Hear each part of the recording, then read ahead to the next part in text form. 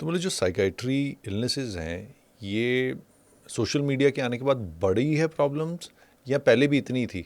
नहीं, कुछ तो बड़ी हैं, पैटर्न चेंज हुआ है और अवेयरनेस बढ़ी है, इसलिए लोगों साइकेट्रिस्ट के पास में ज़्यादा लोग आते हैं, साइकोलॉजिस्ट के पास में मतलब ज़्यादा लोग प्रॉब्लम आते पहले हैं। भी थी? प्रॉब्लम्स पहले भी थी पर उनका पैटर्न अलग था, अब पैटर्न अलग हो गया है। पहले ऐसे होता था सर कि मैं 80s की बात जैसे करना चाह रहा हूँ कि आप किसी फंक्शन में गए या सोशल गैदरिंग में गए, आपको देखते समझ आ रहा है कि ये कुछ साइकेट्री इशू है, बट नॉर्मल लोगों की तरह चल रहे हैं, नॉर्मली हो रहा है और उसको एड्रेस नहीं किया जा रहा। तो ऐसा होता था कई बार कि इलाज की ज़रूरत है, क्यों नहीं करा रहे?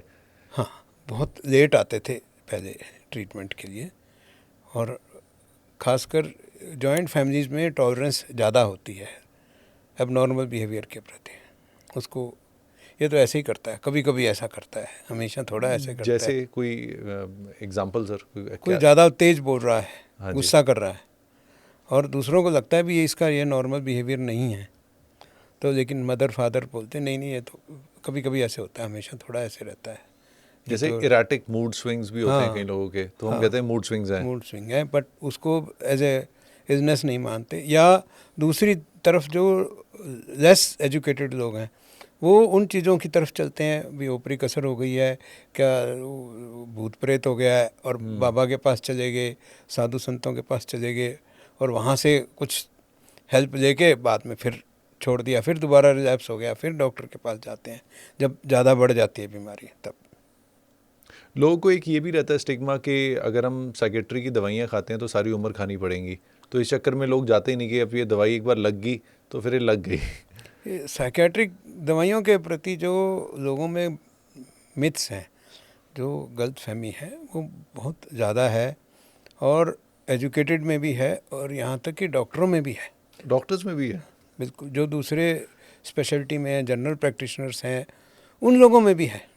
अगर उनके फैमिली में भी हो जाती है तो भी वो 2 महीने बाद कहने लग जाते हैं डॉक्टर साहब कि ये दवाई तो एडिक्टिंग है, ये है।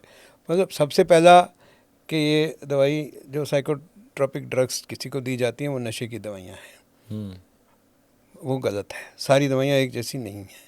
जैसे डायबिटीज़ की, हाइपरटेंशन की एंटीबायोटिक्स हैं, जो भी दूसरी दवाइयाँ हैं, सबका अलग अलग मोड ऑफ एक्शन है, सबका अलग अलग साइड इफ़ेक्ट है। इसी तरह साइकोट्रोपिक ड्रग्स जो हैं वो भी अलग, हर एक बीमारी के लिए अलग से बीमारी दवाई है, उनका असर भी अलग है। कुछ स्टिमुलेट करती हैं, कुछ सिडेट करती हैं, कुछ अपने माइंड की थिंकिंग को चेंज करती हैं, कुछ अपने मूड स्विंग्स को रोकती हैं। तो लेकिन एक ही कैटेगरी में सबको भी ये सब नशे की दवाइयाँ हैं, नंबर एक, ये गलत फहमी है। दूसरा कि सारी उम्र के लिए लेनी पड़ती हैं, ये भी गलत है, क्योंकि एक और भ्रांति इसके साथ में कि once a mental always a mental, कि एक बार जो लेबल लग गया वो लेबल नहीं हटता है। हम कहते हैं कि लेबल जो है बॉटल्स के लिए होता है, आदमियों के लिए नहीं है। आदमियों को हम लोग जब भी देखते हैं, हम डायग्नोसिस के साथ नहीं देखते हैं, उनको हम उनके एनवायरनमेंट में, उनके फैमिली को मिला करके देखते हैं कि उसको ये प्रॉब्लम हुई थी, कैसे हुई थी, क्यों हुई थी।